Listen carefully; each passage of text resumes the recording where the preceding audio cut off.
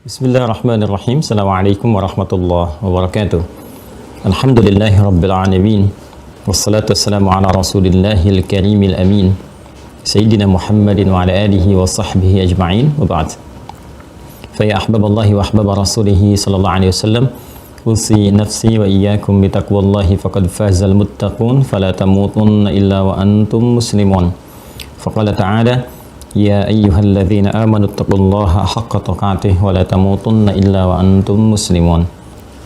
Saudara-saudariku, berjumpa kembali dalam tayangan Mira di kesempatan subuh kali ini. Kita awali dengan bermohon pada Allah Subhanahu wa taala semoga seluruh aktivitas yang akan kita titi di kesempatan kali ini diridhai oleh Allah Subhanahu wa taala, sekaligus seluruh amal perbuatan kita yang telah kita tenun di masa-masa yang lalu diterima oleh Allah sebagai amal soleh yang diridhainya.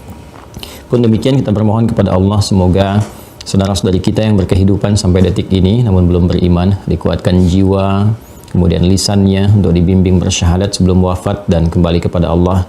Demikian para pelaku maksiat yang tengah beraktivitas juga sampai detik ini dilembutkan hatinya, diberikan kekuatan untuk bertobat, menata hidup dengan lebih baik, hayatan thayyibah, dan semoga kita semua berakhir dalam keadaan yang mulia, husnul khatimah. Karena itu mari berikhtiar dengan menata amal saleh dan menopang serta menguatkannya dengan pondasi ilmu yang kokoh. Alhamdulillah kita telah pelajari dengan mengawali pembahasan bab akidah dan telah masuk pada penguatan simpul-simpul iman. Pada bagian yang kedua telah kita sempurnakan. Alhamdulillah kami juga berharap kepada teman-teman semua, khususnya keluarga besar Mira ataupun yang tersambung dalam kajian di subuh kali ini, untuk mengevaluasi setiap materi yang telah dipelajari agar pertama dapat diketahui dengan baik, yang kedua dapat dipahami apa yang telah diketahui itu, dan tentunya ini ada perangkat yang kita tampilkan khususnya dalam mengisi soal-soal, ujian-ujian dan pengayaan-pengayaan yang telah kita sampaikan. Jadi tidak ada salahnya untuk mengulang, mendalami kembali, mengevaluasi sehingga benar apa yang telah dipahami. Kemudian yang ketiga yang paling penting adalah praktek yang menjadikan akhir atau tujuan dari pembelajaran dan pemahaman itu ya sebagai goal yang tertinggi, ya capaian yang tertinggi. Dilihat dari bagian pertama capaiannya apa, bagian kedua capaiannya apa, dan kita berusaha berevaluasi diri setiap waktu untuk mencapai target yang disebutkan. Dari sini kita akan mencoba memasuki bab yang baru, yaitu simpul yang ketiga. Ya, saya sarankan sekali lagi, tolong karena ini 6 simpulnya masing-masing sangat penting. Jadi diupayakan memahaminya dengan sangat baik karena ini akan coba kita ikat dalam jiwa kita lewat praktek amalan. Jadi kalau simpul pertama sudah kuat, ikat. Simpul kedua sudah kuat, ikat. Nanti kita masuk simpul ketiga. Jangan sampai nanti masuk ke simpul ketiga, simpul pertama, kedua ikatannya masih longgar. Sehingga ketika disoal nanti kenapa kamu pilih Allah sebagai Tuhan? Kenapa tidak menuhankan yang lain? Apa dasarnya, apa logikanya Allah itu sebagai Tuhan bukan yang lain? Ya? Dan Anda nggak bisa jawab, berarti ikatannya masih longgar gitu. Kaji kembali video-video sebelumnya, lihat lagi. Karena itu cek di YouTube-nya Mira tuh dari awal terus ya ditampilkan, bahkan nanti akan diulang 24 jam tuh edisi-edisi sebelumnya, sehingga dengan itu mematangkan pemahaman kita.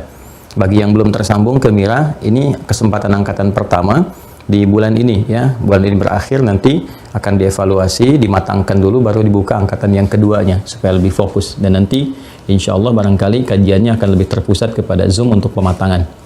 Baik, kemudian demikian simpul yang kedua, matangkan juga, ikat ya. Lalu setelah itu kita coba cek dalam kehidupan kita tentang bagaimana korelasi kegiatan kita dengan tugas-tugas malaikat. Bagaimana respon kita ketika ada yang mengaku sebagai nabi gitu kan? Bagaimana respon kita ketika ada orang-orang yang menyampaikan misalnya menerima wahyu dan sebagainya. Nah, itu akan teruji dengan ikatan yang kuat dalam jiwa kita pada pembelajaran tentang turunan-turunan tugas malaikat. Bagaimana ketika kita diuji oleh Allah misalnya dengan kondisi-kondisi untuk memohon rezeki, seperti apa kita mengondisikan. Kita kenal malaikat Mikail, bagaimana mengondisikan kondisi rumah, tempat kerja yang baik sehingga rahmat datang, rezeki datang, keberkahan berlimpah ya. Demikian yang lain-lainnya. Menguji apakah dari perangkat tubuh kita, dari ujung kepala sampai ujung kaki sudah bertindak benar belum? Berperilaku yang mulia belum? Ya, ini untuk pengujian praktek kita merasakan bahwa amal kita tercatat. Ada pendampingan, apakah benar kita mendengar suara hati. Jangan cuma menghafalkan, ada raqib, ada atid. Ada malaikat dengan sikap raqib mengawasi, atid hadir gitu kan, menempel, memberikan bisikan-bisikan. Ya hafidhin, mencatat katibin. Tapi bagaimana itu memberikan feedback kepada perilaku kita? Sadar nggak dicatat, sadar nggak dilihat, sadar nggak diawasi, sadar nggak dibisiki, gitu kan? Maka praktek-praktek dari hadis Nabi, istafti qalbak, dengar suara hatimu, gitu kan? Tuntun pada kebaikan, amalmu dicatat, ingat-ingat, jauhi maksiat. Nah, itu praktikalnya. Sampai nanti ke puncak terakhir, ketika kita mengharapkan ridha Allah, diisi dengan doa dan sebagainya. Nah, sisi yang lain, telah kita bahas di pertemuan yang lalu, ada tantangan-tantangan. Kan ada musuh yang nyata, kata Al-Quran, innahu lakum aduwwum mubin. Ya, ada satu musuh yang sangat nyata, sudah mendeklar sendiri kepada Allah bahwa dia akan menjadi musuh, yaitu kalangan setan, ya, berasal dari iblis berasal dari jin yang kemudian menyimpang, berbuat fasik, dan dia telah mendeklar dirinya sendiri untuk menjadi musuh bagi anak cucu Adam, dan dengan itu dia bahkan bersiap untuk menerima hukuman yang tertinggi. Yang penting dia membuktikan kesombongannya. Ini yang paling berbahaya, ya. Sampai telah kita bahas bagaimana cara kerjanya, dipelajari dengan baik, ya, 3 bagian itu. Pertama, asal usulnya sudah kita terangkan. Asal usul ini menjadi penting untuk kita bisa mengamati dan mendeteksi, ya, ciri godaannya ini dari mana.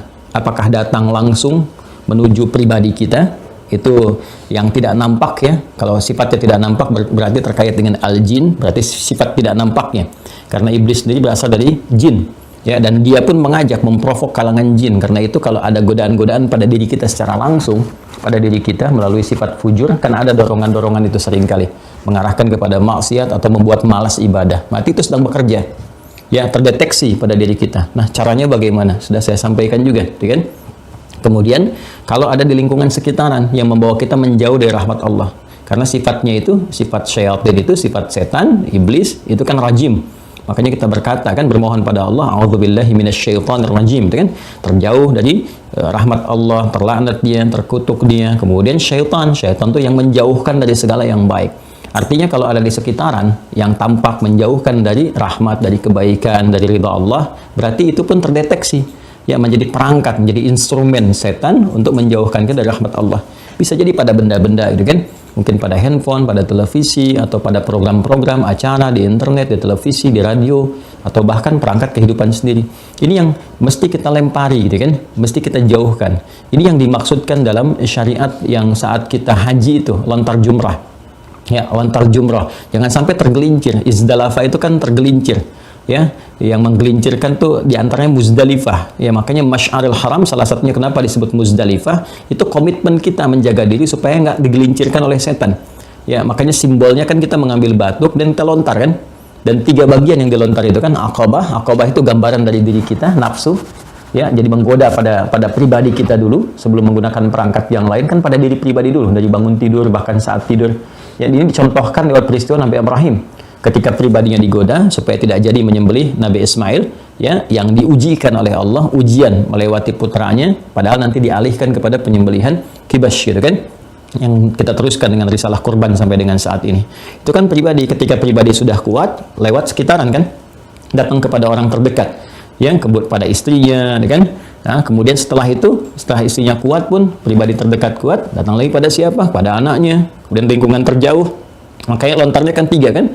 Aqabah ke pribadi, wusta lingkungan terdekat, wusta itu sekeliling, yang tengah-tengah di sekitaran kita, di tengah-tengah kita, kan? Kemudian yang terakhir kan ula, yang terjauh itu, ya, terjauh, jauh. Makanya dunia juga disebut dengan ula, walal akhiratu khairul laka minal ula, gitu kan? Ula, sesuatu yang jauh bedanya dengan akhirat, sesuatu yang jauh kenikmatannya dengan akhirat, sesuatu yang pertama yang kita rasakan. Ula kan kalau dalam tingkatan bilangan tuh yang pertama. Ya, tapi jangan kita juga membatasi pada sisi makna itu. Karena itu pun kalau dijadikan perbandingan menjadi makna jauh. Yang pertama yang kita dapati di dunia ini jauh dari apa yang dijanjikan Allah di akhirat. Itu makna pentingnya, gitu ya, makna yang paling esensialnya. Karena itulah kemudian dalam risalah lontar jumrah itu kita diberikan gambaran bahwa lontar, Aqabah, wusta, ula itu memberikan kesan kepada kita bahwa perjuangan kita itu bagaimana menaklukkan setan, melawan, dengan mengendalikan jiwa kita, taklukkan diri kita sendiri, lontar ke semua bisikan itu dengan kekuatan-kekuatan.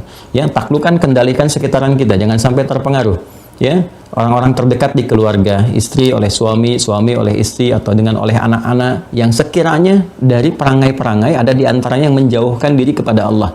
Ya, kitanya alhamdulillah baik misalnya, tapi dari pasangan atau dari anak-anak ada godaan muncul yang harus sama-sama kita kompak kendalikan. Nah, itu pun juga lingkungan terdekat. Belum di keluarga sudah bagus, di lingkungan kerja ada pengaruh. Begitu ke pekerjaan, tiba-tiba digoda untuk korupsi, digoda untuk berbuat curang, kan? Nah, ini harus punya strategi-strategi.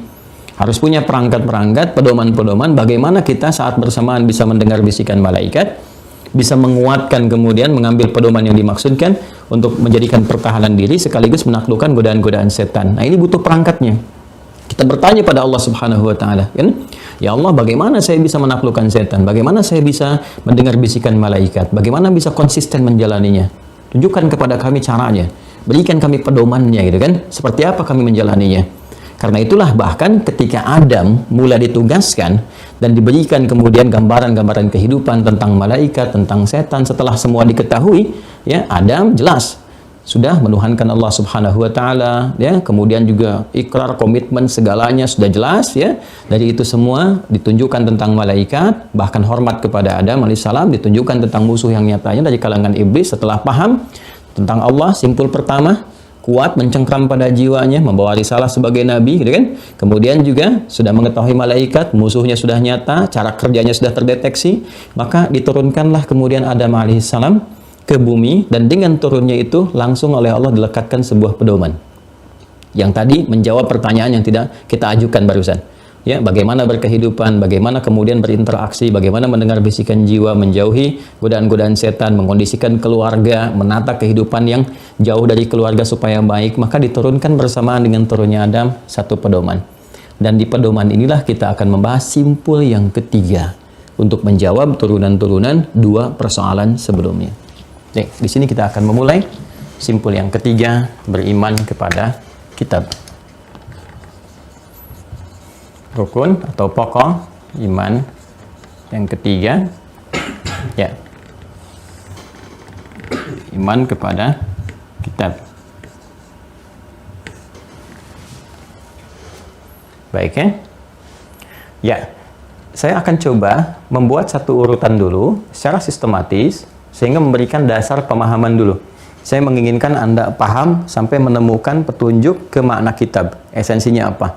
Jadi kita tidak menghafal, kita bisa simpulkan, udah berarti iman kepada Al-Quran, jelas pelajari Al-Quran, tahu kitab-kitab sebelumnya. Sampai di sini tidak. Kita harus mengerti dari akarnya, kenapa sampai ke situ, apa esensinya, apa maknanya, bagaimana cara menggalinya. Itu yang ingin kita dapatkan.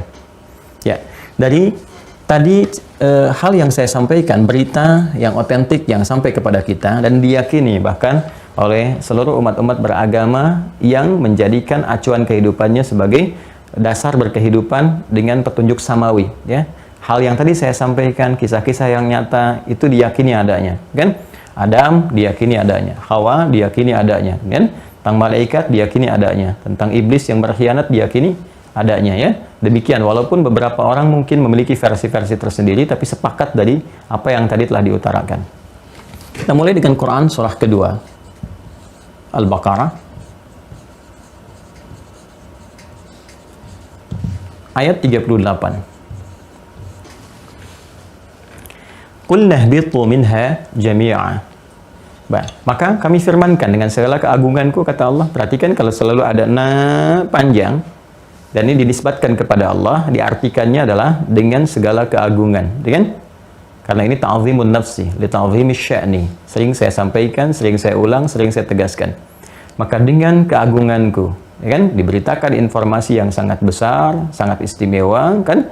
Aku perintahkan, kata Allah, qul nahbitu minha jami'a. Turun kalian semua, kan, ke bumi. Misi dimulai. Ingat, karena di ayat 30-nya misi Adam itu ditetapkan di bumi, fil ardi, bukan fis sama, seperti yang telah kita bahas panjang lebar di beberapa pertemuan yang lalu. Wa idz qala rabbuka lil malaikati inni ja'ilun fil ardi, bukan fis sama. Kemudian sudah diberikan training seperti saya jelaskan kemarin, pelatihan di ayat 35-nya, kan? Di satu tempat yang penuh dengan kenikmatan, tapi juga ada ujian, menggambarkan kalau ikut perintah Allah nikmat, kan? Nikmat, serasa di surga, dapat ketenangan, kenyamanan, sampai akhirnya surga sesungguhnya didapati. Tapi jangan sampai melanggar ketentuan Allah. Kalau melanggar nanti ada persoalan, maka terbuka aurat, kan, malu. Makanya orang-orang berbuat maksiat itu malu, nggak pengen diketahui orang, ya kan? Dia tutupi, dia tutupi, dia tutupi, ya. Dan sebaik-baiknya menutupi tetap akan dibuka juga. Baik, setelah kemudian diberikan pelatihan, training sementara waktu, sudah diperkenalkan nih musuhnya, cara bekerjanya begini gitu kan, yang menggoda dan dia sendiri mendeklar sebagai musuh, yaitu iblis dan turunannya, seperti saya jelaskan panjang lebar kemarin. Kemudian sudah siap, diperkenalkan tugasnya dan seterusnya, maka diperintahkan untuk menjalani misi sebagai khalifah di bumi. Nah, ini misinya sebagai khalifah, dan saya sudah jelaskan kemarin kata khalifah, baik itu sebagai pengganti yang saling menggantikan, pengganti yang saling menggantikan, ya. Ini sudah saya terangkan, silahkan dilihat di video yang kemarin, kan? Pengganti siapa, bagaimana saling menggantikan sehingga hidupnya tidak ada yang abadi manusia ini. Atau pemakmur, ya, pemakmur yang menghadirkan segala nilai manfaat, ya. Kemudian juga penyukses, ya, dalam setiap titian aktivitas yang dikerjakan. Jadi kita itu apapun yang dikerjakan harus mencoba sukses dalam setiap passion yang kita coba jalani, kan? Kemudian juga melahirkan kemakmuran, menghadirkan manfaat dalam setiap aktivitas yang kita kerjakan dimanapun, dan tugasnya di bumi al-ardh. Saat yang bersamaan dijelaskan, kan, kita sudah tuntas di sini tentang malaikat, juga kontranya sini, ya, tentang setan, kan, dan turunan-turunannya. Jelas, ya? Dan semua mengacu kepada ketentuan hukum Allah Subhanahu wa taala. Selalu saya tempatkan di bagian paling atas. Bersamaan dengan ini diturunkan kemudian pedoman yang tadi kita ulas di awal. Ya? Faman tabi'a hudaya kullah bitu minha jami'a fa imma ya'tiyannakum minni hudan. Ini pedomannya. Fa imma ya'tiyannakum minni huda. Maka dalam rangka menjalankan tugas, misi, risalah sebagai khalifah di bumi itu, aku sertakan, kata Allah, ini hudan, pedoman berkehidupan, petunjuk berkehidupan yang menjawab segala macam persoalan-persoalan dalam kehidupan, sekaligus problematika yang tadi kita persoalkan, bagaimana menghadapi tantangan-tantangan yang datang dari setan, bagaimana mengatasi godaan-godaan, bagaimana mengikuti jalan-jalan yang diberikan oleh malaikat, baik bisikan-bisikannya, menyesuaikan tempat, rahmat, siapa malaikatnya, meniti jalan secara personal, bagaimana menata diri menjadi orang baik, di keluarga seperti apa, apakah ada masalah-masalah di lingkup rumah tangga, dari persoalan komunikasi, ya, sampai persoalan materi, sampai persoalan dengan orang tua, atau bahkan ibu bapak mertua, dengan anak-anak, dengan cucu, ada semua. Yang menariknya, sebelum berumah tangga, sudah diterangkan, ada ayatnya, ada kemungkinannya akan begini, begini cara menyelesaikannya. Ya, sehingga banyak persoalan di rumah tangga itu tidak mudah diselesaikan, bukan karena kurang gelar, kurang harta, ya, tapi kurang mendalami pedomannya. Padahal menariknya sebelum dialami itu sudah ada petunjuknya begini-begini, bahkan ini suami kecenderungan akan begini, perempuan yang istri akan begini, kalau ada anak-anak ini hikmah anak tuh begini, kenapa berharap laki-laki kok yang lahir perempuan, itu ada di Quran, ada di Quran, yang kisah di Ali Imran itu, kan, di ayat 36 itu, ya, dari 35-nya berharap laki-laki, bernazar, begitu lahir kan perempuan. Ada, bisa terjadi demikian. Pengen cepat, ternyata terlihat lambat. Ada hikmahnya, seperti Nabi Zakaria. Pengen lambat, ya, tapi ternyata ada cepat. Ada hikmahnya juga. Ya, kalau mengalami sakit bagaimana? Kalau mengalami ada gagal di pekerjaan, misalnya terlihat gagal, itu hikmahnya apa? Ya, tiba-tiba Anda ikut lelang, tapi kok hasilnya menang, diserobot orang lain proyeknya, itu ada. Ada semua gitu. Tinggal bagaimana kita menghadirkan ini sebagai pedoman kehidupan. Dan ini kan sifatnya nyata. Hudan ini. Nah, dari sejak Adam alaihissalam, teman-teman sekalian, diturunkan ke bumi, ini sudah diberikan pedomannya. Dan dijamin langsung oleh Allah dengan dua bagian. Faman tabi'a hudaya, gitu kan? Dan siapapun, pakai man itu kan personal yang bersifat umum. Ya, jadi menunjuk kepada setiap personal satu-satu tanpa kecuali, siapapun. Jadi siapapun tanpa kecuali, sifatnya umum, terbuka, baik laki-laki, perempuan, besar, kecil, tua, muda, siapapun. Tabi'a hudaya, yang mau mengikuti pedoman hidup yang telah aku tetapkan ini. Jadi Allah menyandarkan pedoman ini kepada zatnya. Karena itu dibuka dengan keagungan, menggunakan ta'zimun nafsi, ya kan? Ya, ini agung, petunjuknya dahsyat karena langsung bersumber dari Allah. Anda bisa bayangkan nggak, manusia aja bikin misalnya pedoman dalam beretika, ya kan? Bikin buku-buku petunjuk ini itu, ya, bagaimana yang jadi digital, ada Google Map tentang peta dan sebagainya. Itu begitu diikutinya gitu. Bahkan ada yang ikut training, ya ikut stadium general hanya untuk menjalani bagaimana supaya sukses di pekerjaan, sampai sekolah tinggi-tinggi, punya gelar tinggi, sertifikat dan sebagainya. Ya, sementara yang menciptakan itu semua sudah memberikan pedoman kehidupan yang sangat komprehensif dan sudah terbukti bisa mengangkat ya sosok-sosok yang terjerembab dalam keadaan jahiliyah jadi khairul ummah. Itu kan sebuah citra tersendiri gitu kan.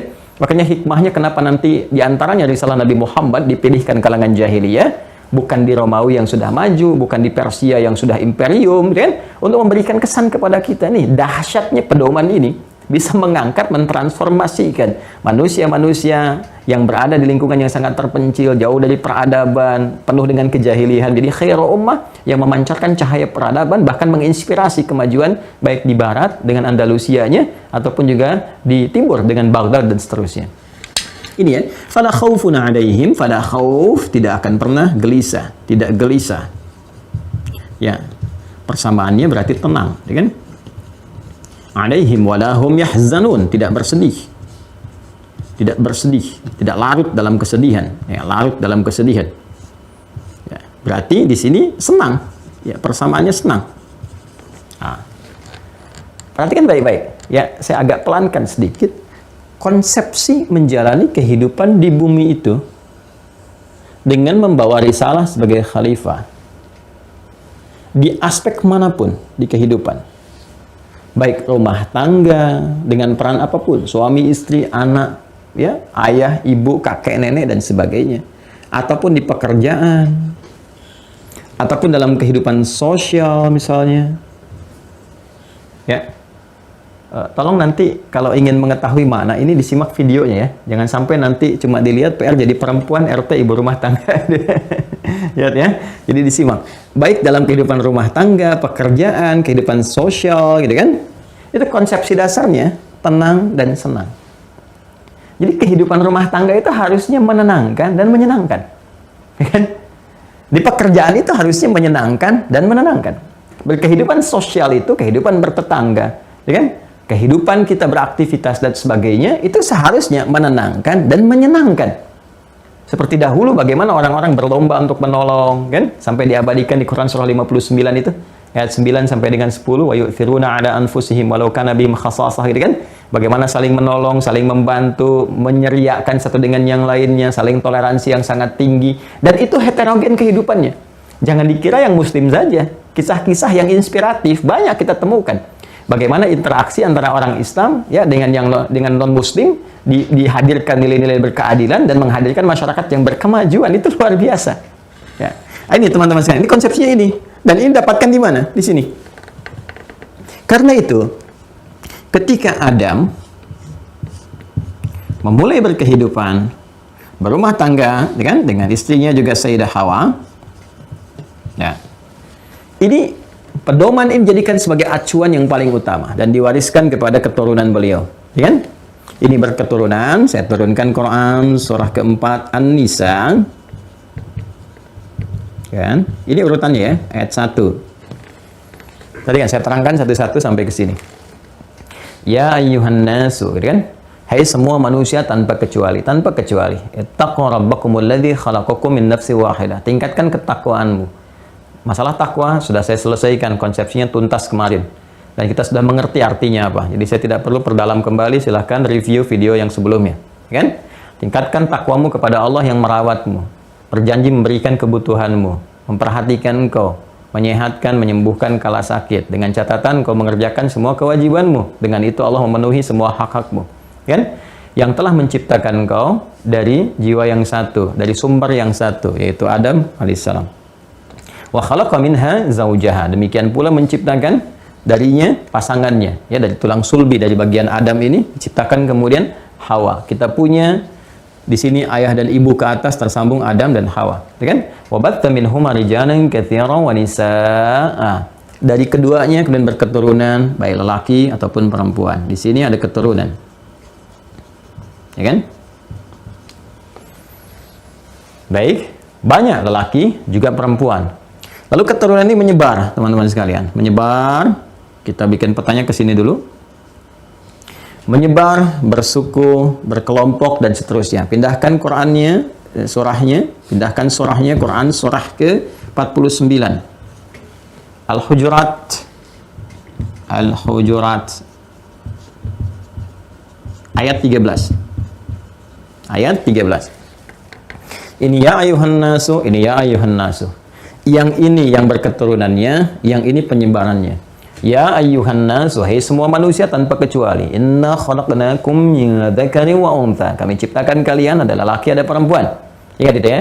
Di keturunan Adam yang sejati itu, keturunan sampai ke sini, karena di atasnya cuma ada Adam laki-laki. Ingat Adam laki-laki ya. Hawa perempuan. Dan semua sepakat. Maka keturunan ini pun hanya akan menurunkan 2 bagian genetiknya. Kalau bukan laki-laki, itu perempuan. Cuma 2. Min dzakarin aw untha. Tidak ada laki-laki yang jiwanya terperangkap di tubuh perempuan atau sebaliknya. Ya kan? Jadi sudah selesai sampai di situ. Kalau bukan laki-laki apa? Perempuan. Dan ini sudah ketahuan dari ciri fisiknya, dari keadaannya, dari penampakannya. Jadi disesuaikan dengan fitrah yang telah Allah tetapkan. Jangan pernah merubah fitrah. Jelas ya? Jadi saya sering sampaikan, kalau Nia saja, jangan menjadi Kurniadi, ya kan? Atau sebaliknya. Nah, sudah. Kemudian waja'alnakum syu'uban wa qabail. Kami tetapkan kalian, ya kan?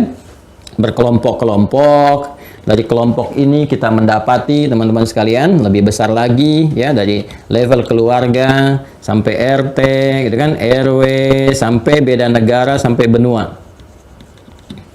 Wa qabail, bahkan di satu tempat pun sukunya bisa berbeda. Dan suku yang beragam, ya, suku yang beragam. Tuh. Nyata nggak sekarang? Di Indonesia aja ada berapa suku, ya? Paling banyak di Sunda gitu kan. Ya di Sumatera juga ada gitu kan, dan sebagainya. Di Sunda kaki itu namanya suku di bahasa slangnya itu ya. Jadi paling banyak tuh di Sunda. Jadi suku itu banyak. Jadi di kita ada, di Amerika ada, di Afrika juga banyak, di wilayah Arab juga banyak gitu ya. Ini syu'uban wa qabaila. Keragaman ini untuk membangun satu harmoni, ya lita'arafu, supaya hadir harmoni. Ya. Terasakan, kan indah tuh kita keberagaman tuh kita bisa melihat. Masya Allah, tadi saya ketemu orang Jepang tuh, kan? Tadi saya ketemu orang Amerika, kemarin saya ketemu orang Eropa. Masya Allah, besok saya janjian dengan orang Spanyol, gitu kan? Ya beda kan? Jadi ada keragaman. Kita ketemu tetangga se-Indonesia aja kita ada keindahan tersendiri. Alhamdulillah, saya barusan ketemu sama orang Aceh. Alhamdulillah, kemarin saya sapaan sama orang Papua. Alhamdulillah, besok saya akan ketemu sama saudara saya dari Sumatera. Satu Indonesia, Bhinneka Tunggal Ika, gitu kan? Berbeda-beda, satu harmoni, satu tujuan, satu kebaikan. Ini konsepsinya. Ya, di Bhinneka Tunggal Ika itu ayatnya ini tuh, 49, Quran surah 49 ayat 13, gitu kan? Ada keragaman-keragaman yang melahirkan satu harmoni. Tapi itu bisa dicapai dengan apa? Inna akramakum indallahi atqakum. Harmoni ini hanya bisa dicapai dengan cara yang sejati. Harmoni yang sejati, bukan dengan ukuran-ukuran duniawi semata. Karena apa? Pertemanan, ta'aruf, pertemanan yang disandarkan pada aspek duniawi. Karena materi hilang pertemanan. Karena kedudukan hilang pertemanan. Betapa banyak orang baru dilantik sudah kirim SMS, WA, ucapan selamat, kirim bunga, padahal sebelumnya nggak kenal. Begitu selesai jabatan purna itu jadi nggak kenal lagi, sama sekali nggak kenal. Jadi terpelihara di situ saja. Kalau membangun harmoni berdasarkan aspek keduniaan semata, karena konsepsi yang dibangun manusia itu terbatas. Ya, dia hanya menyampaikan satu konsepsi berdasarkan pengalamannya dalam berinteraksi dan tata kelola dunianya yang terbatas. Karena itu memunculkan keterbatasan. Ya, hubungannya pun terbatas sifatnya. Karena itulah Allah memberikan satu acuan, pedoman yang sifatnya komprehensif, holistik, dan paten sifatnya. Jadi kalau kita kemudian mengacu kepada ini, maka sampai kapanpun harmoni akan tercipta. Bahkan diatur, ini yang inter keimanan. Sesama orang beriman bisa begini. Ini yang berbeda. Ini antara heterogen, antara orang beriman dengan yang belum beriman. Begini cara berinteraksi, membangun harmoninya seperti ini. Sehingga tercipta kedamaian, ketentraman, kenyamanan. Dalam konsepsi yang indah dan dalam konteks kehidupan yang sangat luar biasa. Ya, la ikraha fiddin, lakum dinukum walidin. Semua punya pertanggungjawaban masing-masing. Tapi keindahan itu selalu ditampilkan dengan nilai-nilai dakwah. Apa kemudian konsepsinya untuk membangun harmoni itu? Ya, inna akramakum indallahi atqakum. Itu ketakwaan. Tetap kembali kepada nilai takwa. Nah. Dan nilai ketakwaan ini kan sumber kehidupan kita yang kemarin kita bahas. Ya, terletak di kedalaman jiwa kita, dalam nafas. Ini potensi-potensi baik. Jadi kalau ini bisa dihidupkan sinyalnya, cahayanya bisa ditampilkan, maka ini sudah pasti akan terbentuk kedamaian, ketentraman, kebahagiaan, persatuan, dan sebagainya. Karena cahaya takwa itu semua cahaya baik. Ya, lawannya kan yang fujur, yang kemarin kita ulas secara detil gitu kan.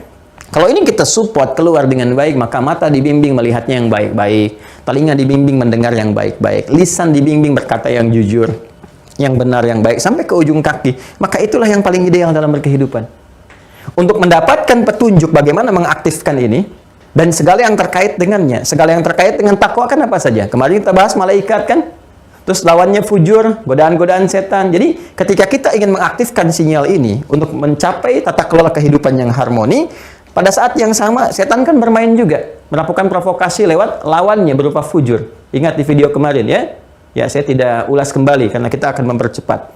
Nah, untuk mengaktifkan ini semua, mengacu pada ketentuan-ketentuan yang benar, yang dengan itu kita bisa menghadirkan harmoni dalam kehidupan, baliknya ke sini lagi.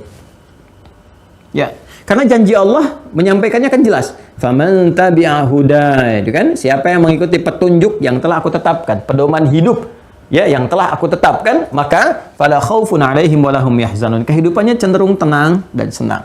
Tenang itu kan bawaan hati. Ya kan? Sedangkan jiwa yang tenang melahirkan aktivitas yang cemerlang. Kan?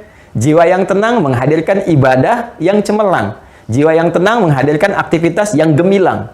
Ya, silahkan bikin status. Jiwa yang tenang menghasilkan aktivitas yang gemilang.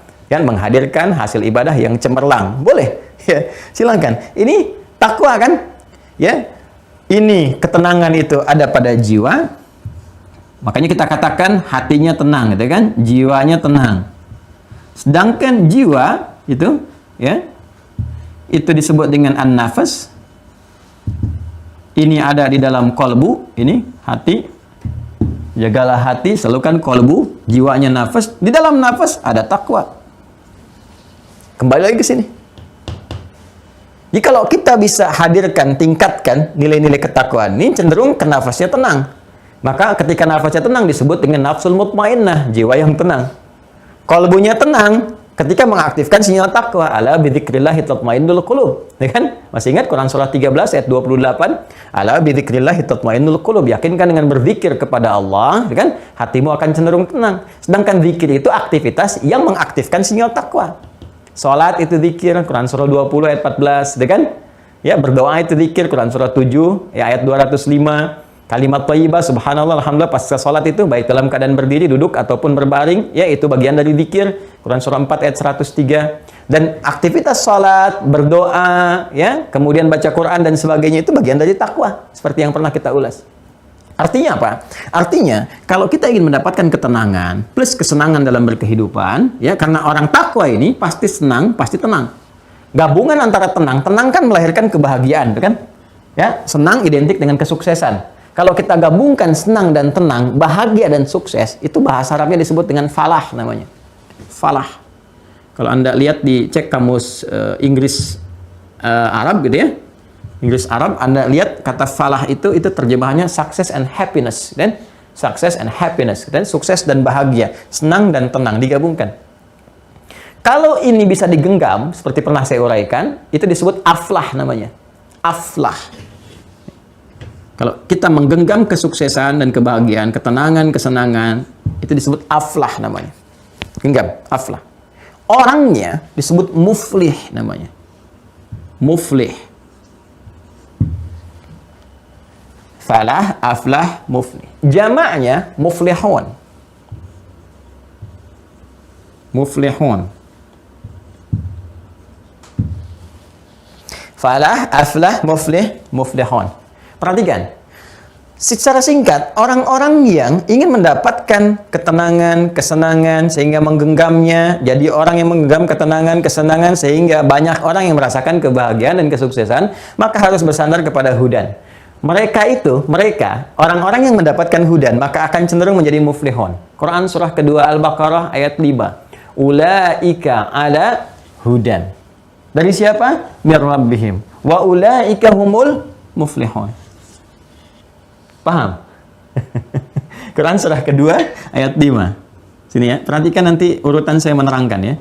Quran surah 2 ayat 5. Surah Al-Baqarah ayat 5. Ulaika, mereka itu, siapa mereka yang dimaksudkan? Orang-orang yang bisa mengartikan sinyal takwa. Tahu dari mana? Karena disebutkan di ayat 2-nya. Dzalikal kitabul la raiba fi hudal lil muttaqin. Ini orang takwa. Orang yang mampu mengartikan sinyal takwa lewat ibadah-ibadah, lewat zikir dan sebagainya. Dari mana? Dari petunjuk hudan. Karena mereka mengacu kepada hudan, kepada petunjuk, maka ulaika ada hudan mir rabbihim. Mereka yang konsisten dalam petunjuk pedoman hidup yang telah ditetapkan oleh Allah sebagai Rabb mereka, ya, wa ulaika humul muflihun. Maka mereka itu akan selalu diberikan petunjuk oleh Allah, diberikan naungan, diberikan jalan-jalan. Anda dekat dengan pimpinan, diberikan arahan, senang, pekerjaan lancar. Anda dekat dengan Allah, diberi semua akses. Bagaimana nggak senang? Bagaimana nggak tenang? Karena itu wa ulaika humul muflihun. Kehidupan mereka cenderung bahagia, ya kan? Dan sukses. Karena itulah dengan rahman-Nya Allah, fa bi ayyi ala'i rabbikuma tukadziban. Sangat dalam sekali rahman-Nya. Setiap berganti generasi, Adam, Hawa meninggal.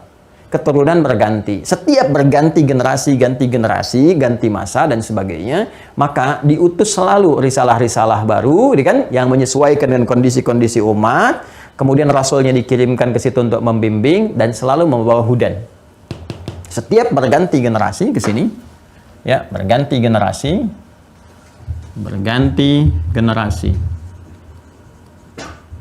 Nah, jilan ba'da jilin. Terus selalu membawa hudan. Yang sifatnya selalu berkesesuaian,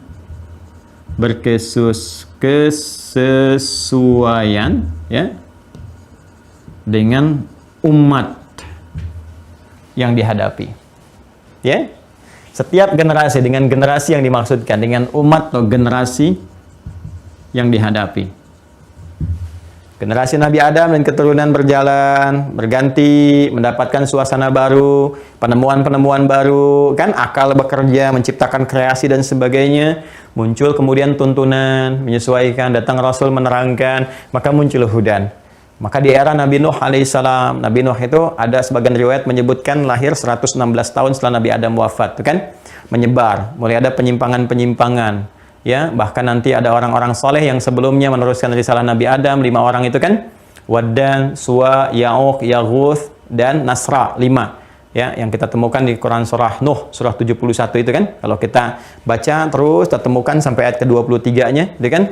Wa qalu la tadharunna alihatakum wa la tadharunna wadda. Ya, kemudian wala suwa'a wala yaghutha wa ya'uqa wa nasra. Ya, jadi ada 5 bagian itu. Nuh diberikan risalah, tunjukin lagi, arahkan lagi supaya bahagia hidupnya, supaya tenang, supaya nyaman. Terus sampai terus kemudian, ya, dari era Nabi Nuh alaihissalam bawa hudan. Era Nabi Ibrahim juga, ya, bawa hudan juga, petunjuk-petunjuk lagi, kan.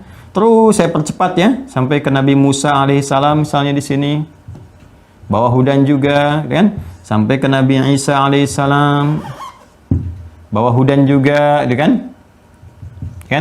Sampai puncaknya Nabi Muhammad sallallahu alaihi wasallam, kan, bawa hudan juga.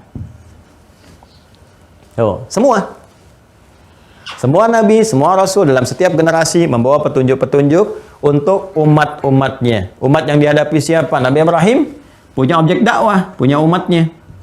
Ya. Dari beliau mulai berdakwah di Mesopotamia, Babilonia itu, ya, kemudian terus bergerak, ya, sampai kemudian ke Mesir, sampai kemudian ke Kanaan, sampai bermukim di Palestina, sampai sebagian keturunannya ke Hijaz, kan, kemudian menetap di Makkah dan sebagainya sampai melahirkan Nabi Muhammad SAW. Yang lainnya nanti berketurunan terus sampai ke Musa alaihissalam, sampai ke Nabi Isa alaihissalam. Dari sini nanti ada Nabi Daud, kan, ya, dari Musa ke bawah kan Nabi Daud, Nabi Sulaiman dan seterusnya sampai nanti ke Nabi Isa alaihissalam. Ini, ya. Saya mungkin tuliskan dengan Latin supaya bisa memudahkan ke sini pemahamannya antara hudan dengan nabinya. Kecuali Nabi Muhammad SAW yang memang risalahnya nanti, ya, itu mencakup seluruh umat. Jadi sampai di sini umatnya tertentu. Jadi Nabi Ibrahim itu tidak menjangkau semua umat manusia yang ada, ya, di masanya. Ada tugas-tugas tertentu, distrik tertentu saja. Ya, bahkan nanti keponakan beliau sendiri itu Nabi Lut namanya. Nabi Lut itu kan sejaman dengan Nabi Ibrahim, sejaman. Beda distrik dakwahnya. Nabi Lut di distrik A tertentu, Nabi Ibrahim distrik B tertentu. Dua-duanya nabi, dua-duanya rasul. Cuma umat yang dihadapi berbeda. Karena itu ketika umatnya Nabi Lut itu akan mendapatkan hukuman karena menantang azab, nggak mau ikut petunjuk itu, kan Nabi Ibrahim itu ya disinggahi oleh malaikat yang akan datang ke tempatnya Nabi Lut. Datang dulu singgah ke tempat Nabi Ibrahim dulu, baru ke tempatnya Nabi Lut. Itu ada di Quran surah 51 ya, Ad-Dzariyat dari ayat 24 sampai ayat 30. Ya, kalau kita teruskan ke sana dari tengah ke bawah, sebelah kanan paling tengah bawah, ayat 24 sampai ayat 30 sampai pindah ke kiri atas. Itu nanti terkait dengan kebersamaan masa antara Nabi Ibrahim dengan Nabi Lut ya alaihi wassalam. Nabi Musa juga dengan Nabi Harun, ya kan? Ya, sejaman Nabi Musa dengan siapa? Nabi Harun. Umatnya tertentu yang ada di Mesir, sekitaran Mesir, sampai nyebrang nanti mau dekat ke Palestina. Dan itu nggak berdakwah di Palestina, di sekitarannya aja. Ya, sampai nanti kemudian akan mendekat ke wilayah-wilayah Palestina dan meninggal di situ dan diteruskan risalahnya nanti. Ada nabi yang lainnya. Ya. Nabi Musa juga tertentu, generasinya tertentu, umat tertentu. Ya. Sampai nanti diteruskan oleh Yusha bin Nun sampai masuk ke dalamnya, bawa Hudan juga. Nabi Isa, ini Isa ya, bukan Musa, Nabi Isa alaihissalam. Nabi Isa juga umat tertentu saja. Di wilayah Palestina itu pun bagian tertentunya, umat tertentu, nggak semua. Ya, nggak keluar dari situ, umat tertentu saja. Umat tertentu tetap diberikan hudan. Ya, jelas. Nabi Muhammad SAW ya penyempurna semua risalah, semua karakter dari umat-umat ini semua, kan dikumpulkan sempurna, menyatu dari yang sebelumnya, yang saat itu sampai akan datang, komprehensif, sangat luas, mencakup seluruh generasi. Karena ini Nabi penutup, kalau penutup risalahnya pun harus penutup. Maka ini untuk semua umat yang berkehidupan sampai akhir kehidupan di bumi, sampai kiamat terjadi. Karena ini Rasul penutup, risalah penutup, maka secara logika juga ini harus komprehensif, harus sempurna, harus menjangkau semua umat, karena menutup ya risalah dalam berkehidupan dan menyempurnakan semua risalah yang ada sebelumnya. Selesai semuanya, terakumulasi di sini risalah beliau, membawa hudan juga. Nah, untuk membedakan jenis-jenis hudan ini dan cakupan-cakupannya, maka masing-masing punya namanya, punya nama sendiri, ya kan? Misal kita dengar Ibrahim misalnya alaihi salam punya nanti petunjuk hudan yang dikenal dengan suhuf, lembaran-lembaran, ya kan? Jadi akhir penutup surah Al-A'la itu kan suhuf Ibrahim wa Musa, ya kan? Suhuf Ibrahim wa Musa dikenal dengan suhuf nanti. Ya. Suhuf Ibrahim wa Musa, gitu kan? Suhuf nanti kalau kita turunkan, kalau sudah menempat jadi satu disebut dengan mushaf, jamaknya disebut dengan masahif. Ya, lembaran-lembarannya kalau halaman disebut dengan sahifah, kalau lembarannya jamaknya disebut dengan suhuf namanya. Jadi ada lembaran-lembaran, ya. Kalau kita mungkin kita munculkan ada juga yang disebut dengan lauh. Kalau lauh itu alwah, bentuknya kayak semacam kayu, ada tulisan-tulisan, ya kan? Ini berupa lembaran-lembaran, ya, gulungan-gulungan yang disampaikan menjadi petunjuk dalam berkehidupan pada umatnya Ibrahim alaihissalam pada masa itu, ya. Kemudian setelah itu Musa juga punya suhuf, ya, suhuf Ibrahim wa Musa. Suhuf. Hanya di masa Nabi Musa, ya kan, alaihissalam, ya, itu lebih terukur. Ya, kalau Nabi Ibrahim kan masanya beda umatnya dengan Nabi Musa. Ya, komunitasnya juga berbeda gitu kan. Nabi Ibrahim ke kelompok-kelompok, pindah dari sini ke sini ke sini. Dari beliau mulai tadi di Mesopotamia, pindahkan ke Mesir, kemudian di Kanaan dan sebagainya. Nabi Musa sudah establish. Ada di mana? Ada di Mesir. Ya, dakwahnya kepada raja yang ada pada saat itu. Ya, Firaun yang dikenal dengan gelarnya Firaun itu kan, dengan Nabi Harun alaihi wassalam. Maka lebih terukur, lebih tersusun, ya, dengan rapi, dengan sempurna. Ya, sesuatu yang tersusun dengan rapi dan sempurna, susunannya itu disebut kitab namanya. Kitab.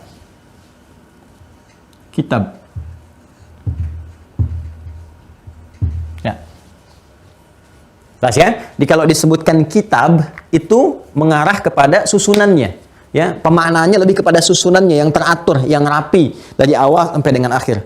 Makanya sekarang kenapa buku bahasa Arabnya disebut dengan kitab? Karena disebut buku itu kalau dia tersusun dengan rapi dari awal sampai akhirnya. Ada pembuka sampai dengan penutup, ya, dan sebagainya. Sampai rapi, sempurna, itu disebut dengan kitab. Kenapa nanti di eranya Nabi Musa alaihissalam suhuf jadi dinamakan dengan kitab? Karena tersusun dengan rapi dari awal sampai akhirnya. Bukan hanya berbentuk lembaran-lembaran atau gulungan-gulungan, tapi sudah mulai rapi, ya. Dan namanya pun disebutkan. Apa itu? Taurat. Ya. apa namanya? Taurat. Taurat, gitu kan? Taurat, Torah, gitu kan? Bahasa Latinnya disebut dengan Taurat. Perhatikan baik-baik. Kalau disebutkan Taurat untuk penamaannya, ya nama yang dilekatkan kepada hudan, ini esensi isinya, petunjuk, ya, yang dibawa oleh Nabi Musa alaihissalam, pedoman-pedoman berkehidupan, diberikan nama Taurat untuk membedakan era, masa, dan penugasan kepada Nabi di setiap generasinya. Jelas? Namanya Taurat, susunan yang rapinya disebut dengan kitab, lembaran-lembarannya disebut dengan suhuf. Esensi dari semua ini, Taurat itu isinya hudan. Jelas? Yuk kita lihat bagaimana di dalam Al-Quran disebutkan. Quran surah ke-17. Quran surah 17. Al-Isra ayat 2. Baik ya, saya detilkan dari mulai Nabi Musa sampai ke Nabi Muhammad SAW karena ini yang sekarang terkait berkelainan dengan kehidupan kita. Ya, walaupun semua nanti mengacu kepada kakek moyang Nabi Ibrahim alaihissalam sampai ke atasnya Nabi Adam alaihissalam. Tapi saya detilkan dari sini. Quran surah 17 Al-Isra ayat 2. Wa ataina Musa al-kitab. Dan dengan keagunganku kata Allah, ya kan, diberikan anugerah kepada Musa alaihissalam al-kitab. Ya, pedoman yang tersusun secara sempurna, rapi, baik, dan teman-teman, ada 10 perintah dari Allah Subhanahu wa taala di dalamnya. Ya, berisi suhuf-suhuf gitu kan. Kemudian apa yang ada di dalamnya? Wa ataina Musal kitab wa ja'alnahu hudan. Jelas? Dan kami jadikan di dalam kitab itu yang tersusun dengan sempurna itu dengan hudan, di dalamnya ada petunjuk, pedoman berkehidupan. Untuk siapa? Umat tertentu, li Bani Israel. Ya, Bani Israel.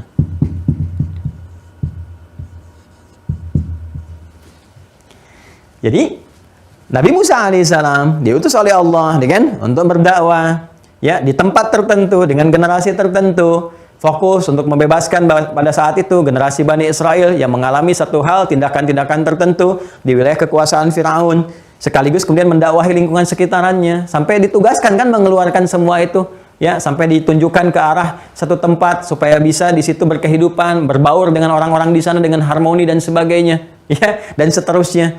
Bukan untuk mengklaim sebagai tanah tersendiri gitu kan, lantas menguasai, melakukan tindakan-tindakan ini itu dan sebagainya. Kalau semua bersikap begitu, nanti semua juga punya acuannya. Oh, ini tanah yang dijanjikan untuk saya juga, ini untuk saya juga, maka nggak akan damai kehidupan.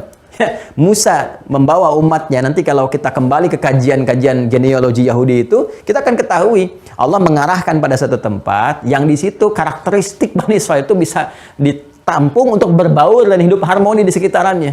Ya, dan diberikan hukum-hukum pedoman berkehidupan. Makanya ketika nanti kita masuki masanya Umar bin Khattab radhiyallahu taala anhu dan pedoman Allah itu digunakan dengan baik, aman kehidupan di situ. Ya, begitu digeser kembali kepada keinginan masing-masing, ya ribut lagi. Silakan cek bagaimana Umar ketika kepemimpinannya menggunakan pedoman dari Allah Subhanahu wa taala lewat Rasulullah, kan? Dipakai di situ aman, berapa ratus tahun aman di situ. Ya. Ketika diganti ribut lagi, dikembalikan aman lagi. Ya. Silakan cek kalau nggak percaya perjalanan sejarah, ya. Nah, kita kesini lagi ya. Jadi wa ataina Musal kitaba, ya kan? Wa ja'alnahu hudan li Bani Israil. Terbatas generasi ini saja, umat tertentu. Jelas ya? Apa nama kitabnya? Taurat. Kita temukan di Quran misalnya surah ketiga, Ali Imran, ayat ketiga. Quran surah 3, Ali Imran, ayat 3. Sudah? Nazzala alaikal kitaba bil haqqi. Ya, Allah telah menurunkan kepada Muhammad SAW satu kitab tersusun dengan rapi, ya kan? Dengan segala kebenaran yang ada di dalamnya, ya kan? Nazzala alaikal kitaba bil haqqi musaddiqan lima baina yadayhi, ya kan? Wa anzalat Taurat. Ya, yang di dalam kitabmu itu Muhammad SAW yang diwahyukan kepadamu itu menghimpun, menyempurnakan ajaran-ajaran umat sebelumnya. Di antaranya apa? Taurat. Diturunkan kepada Musa, isinya hudan. Yang ingin saya katakan, Taurat pun isinya apa? Hudan.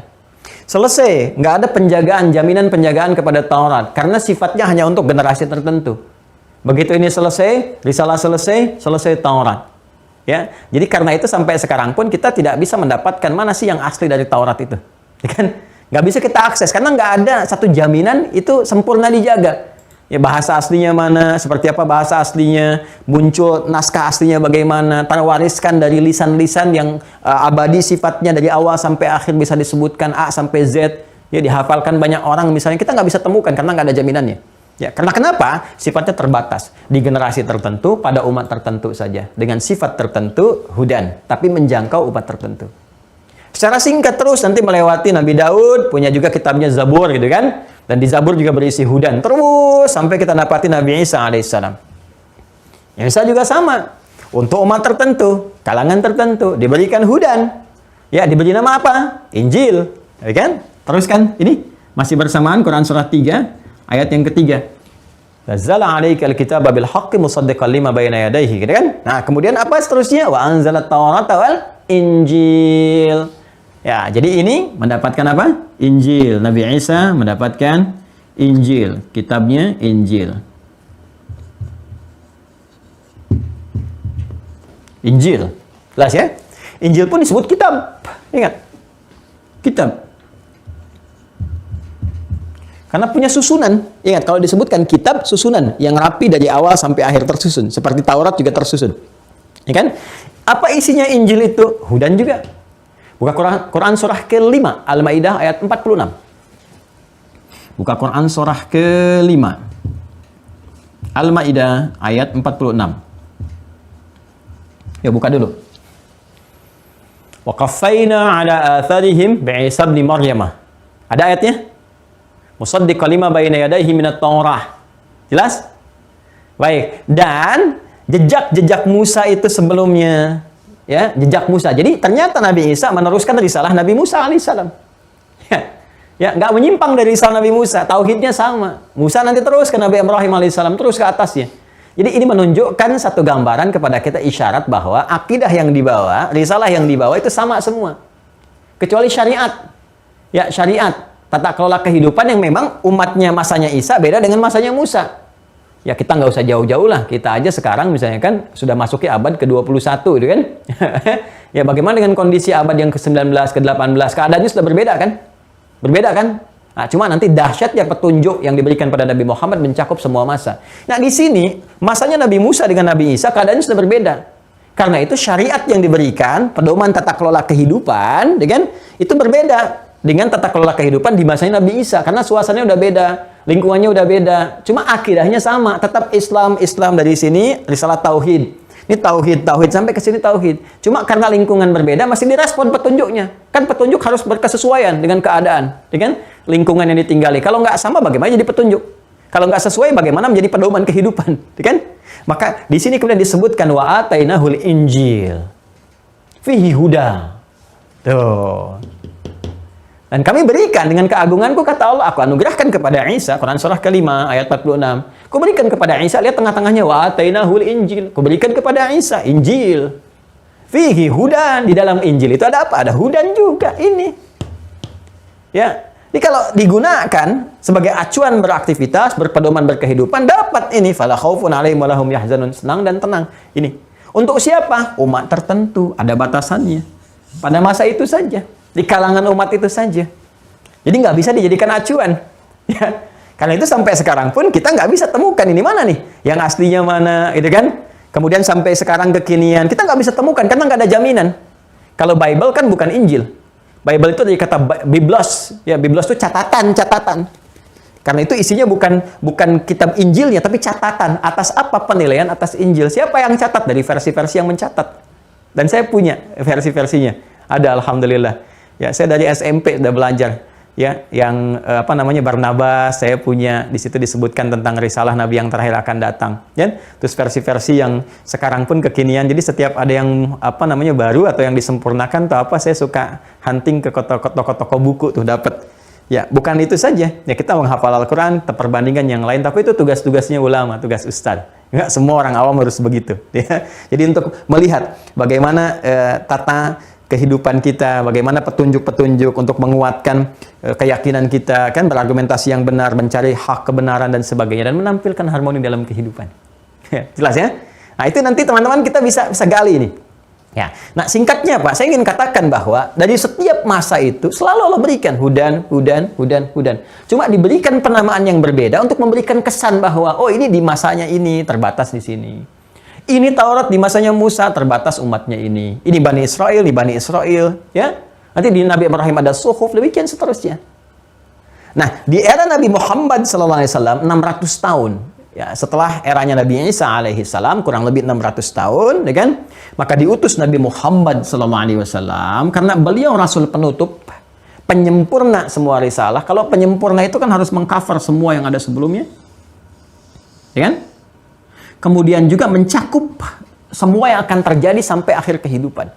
Karena penyempurna berarti penutup. Kalau penutup, risalahnya harus mencakup sampai kehidupan ditutup. Ya kan? Sampai umat yang terakhir, makanya mencakup semua risalah ini semua umat. Karena di Al-Quran dikisahkan tentang bagaimana Isa mendapatkan Injil, Nabi Musa mendapatkan Taurat. Coba baca Al-Quran. Ya kan? Kita temukan nggak kisah tentang Nabi Isa? Ada. Bahkan Nabi Isa disebutkan 25 kali. Ya kan? Nabi Muhammad, nama Muhammad disebutkan 4 kali. Ahmad 1 kali. Nabi Isa disebutkan 25 kali. Ya, tentang Bunda Maria, Maryam ada suratnya, surah Maryam. Tentang Nabi Musa, banyak kisahnya dari Al-Baqarah sudah ada. Terus kan? Nabi Ibrahim disebutkan bahkan ada surahnya, surah ke-14, surah Ibrahim. Ya kan? Dan diberikan nama penyempurna. Apa penyempurnanya? Namanya Al-Quran. Ya.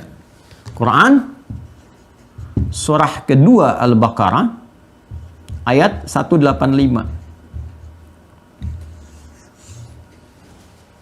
Perhatikan baik-baik. Karena ini penutup, yang namanya penutup itu, ya artinya kan mengcover semua, menghadirkan yang komprehensif, menutup semua kehidupan, berarti kan harus istimewa kan? Harus beda dengan sebelumnya, ya kan? Maka semua yang terkait dengan turunnya hudan penutup ini, semuanya istimewa. Dari namanya, waktunya, harinya, tempatnya, semua istimewa. Kita lihat. Dari segi diturunkannya lewat malaikat. Begitu diturunkan lewat malaikat, malaikat yang menurunkannya naik status jadi pemimpin malaikat, Sayyidul Malaikat, Ruhul Amin. Itulah yang melekat pada Jibril alaihissalam.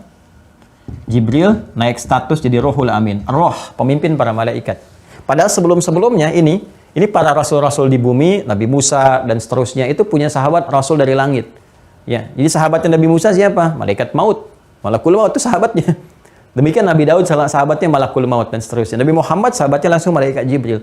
Begitu ditugaskan menurunkan wahyu, naik status jadi Sayyidul Malaikah. Karena itu di surah Al-Qadar itu kan langsung tanazzalul malaikatu warroh. Warroh itu ke malaikat Jibril alaihissalam, mimpin para malaikat. Turunnya di satu malam. Begitu diturunkan di malam itu, nilai malamnya itu berubah, beda sama sekali dengan semua malam yang pernah ada. Ibadah yang terdapat di malam itu setara dengan lebih daripada 1000 bulan. Lebih daripada 1000 bulan. Disebut dengan malam Al-Qadar. Inna anzalnahu fi lailatul qadar. Quran surah 97 itu. Wa ma adraka ma lailatul qadar. Lailatul qadri khairum min alfi syahr. Tanazzalul malaikatu war-ruhu fiha. Dan seterusnya ayat. Tuh, malamnya. Bahkan disebut dengan Lailatul Mubarakah. Inna anzalnahu fi lailatin mubarakah. Dia kan malamnya penuh berkah. Harinya apa? Jumat. Begitu turun Jumat, Sayyidul Ayyam. Penghulu semua hari. Ya, penghulu semua hari. Ya, hari rayanya itu. Ya, luar biasa. Ini turunnya wahyu terakhir. Bulannya apa? Langsung sebutkan ayatnya. Syahrul Ramadan alladzi unzila fihi al-Quran. Quran surah kedua, ayat 185. Syahrul Ramadan, bulan Ramadan. Sayyidus syuhur. Ya, penghulu para bulan. Malaikatnya istimewa, malamnya istimewa, harinya istimewa, bulannya istimewa. Syahrul Ramadan, dipilih bulan Ramadan, alladzi unzila fihi al-Quran. Di bulan Ramadan itu kita puasa dan di situ diturunkan wahyu penutup. Al-Quran namanya. Al-Quran. Tuh. Diberikan nama khusus untuk membedakan dengan sebelum-sebelumnya. Perhatikan baik-baik. Supaya kita mengerti, kalau Taurat siapa? Nabi Musa. Oh iya, Musa terbatas sifatnya. Sekarang pun nggak kita dapatkan versi orisinilnya, kan? Injil untuk siapa? Nabi Isa. Oh, Nabi Isa terbatas sifatnya, kan? Apalagi misalnya Zabur Nabi siapa? Nabi Daud. Oh, terbatas sifatnya. Sampai sekarang kita nggak kenal, nggak tahu isinya bagaimana, seperti apa versinya dan sebagainya, kan? Ke atas sampai ke atasnya. Al-Quran untuk siapa? Nabi Muhammad SAW. Begitu disebutkan Al-Quran kita mengerti. Oh, untuk semua umat. Risalah penutup sempurna. Tempatnya di mana? Sempurna. Begitu turun Al-Quran di setiap tempat langsung jadi cahaya. Langsung luar biasa. Pertama turun di mana? Mekah. Bukankah diberkahi di situ? Turun di Mekah. Nabi hijrah ke Yathrib. Yathrib begitu turun Quran jadi Madinah. Kan tadinya Yathrib kotor, penuh konflik, 600 tahun antara Aus dengan Khazraj, resesi ekonomi itu tinggi di bawah. Ya, turun di bawah sekali. Datang risalah Quran, turun di situ wahyunya. 2 tahun jadi berbenah, 3 tahun jadi mewah. Jadi suasana kota, memancarkan cahaya. Dari yang tadinya kampung, becek, kotor, jadi kota yang bercahaya. Al-Madinah, Al-Munawwarah. Sampai sekarang. Berkah Al-Quran. Ya, dan dahsyatnya disebutnya dengan Al-Quran. Yang dibacakan terus-menerus. Jadi dari namanya aja udah mengandung mukjizat. Dari namanya aja. Ya, dari nama tuh. Ya, dari namanya sudah mengandung mukjizat. Al-Quran, ya diantara pemaknaannya, itu turunan dari kata qiraah. Ya, qiraah itu sekali baca. Quran yang terus dibacakan tanpa henti. Kalau pakai al, itu khusus, spesifik. Yang ini, bukan yang lain. Jadi dari namanya saja, kalau kita katakan Al-Quran, memberikan kesan kitab ini akan terus dibacakan tanpa henti. Terus dibacakan. Jadi kalau disebutkan Al-Quran yang dimaksud bacaannya. Wahyu yang disampaikan oleh Allah Subhanahu wa Ta'ala melalui malaikat Jibril diantaranya kepada Nabi Muhammad SAW dibacakan. Karena itu kita mengenal talaqi Al-Quran, dibacakan sampai kini. Yuk, sehari kita nggak berhenti baca Quran. Paling minimal orang beriman baca Quran 17 kali dalam sehari. Paling minimal. Bukankah dalam sholat kita baca Al-Quran, Al-Fatihah kan 17 kali? Ya, dan dahsyatnya nggak ada yang bosan. Ada Bapak Ibu bosan baca Al-Fatihah sampai sekarang? Saya bosan baca Al-Fatihah Ustaz. Nggak ada. Nggak ada yang pusing. Coba buku lain, ada nggak buku lain yang dibaca sebanyak Al-Quran? Ada orang baca novel, baca komik, baca majalah 17 kali dalam sehari dan berlangsung setiap hari. Ya, 2 kali aja udah bosan. 3 kali udah nggak mau, 4 kali dia buang. Kan? Al-Quran 17 kali dalam sehari. Dibaca terus, baca terus tanpa pernah bosan. Dari namanya ada mukjizat. Tapi tahukah Anda, ketika Al-Quran diturunkan itu, apa tujuan utamanya?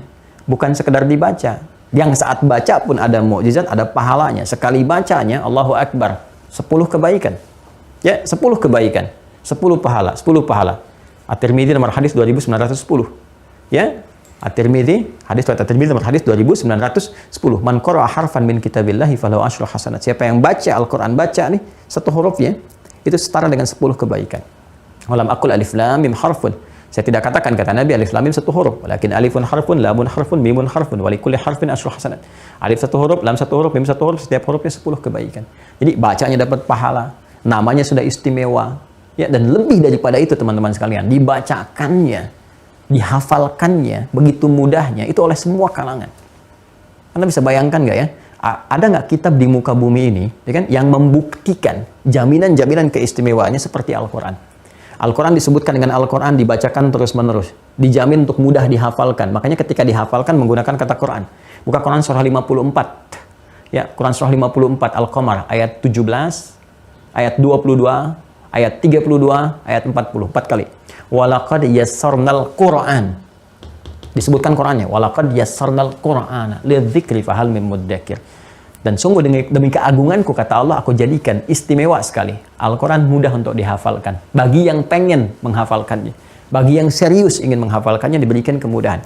Kitab mana yang di muka bumi ini mendapat jaminan kemudahan untuk dihafalkan selain Al-Quran? Kecil, besar, tua, muda, laki-laki, perempuan, bisa melihat, tak bisa melihat, dan sebagainya, bisa hafal Quran. Dan terbukti semua keistimewaannya untuk menunjukkan ini benar-benar risalah.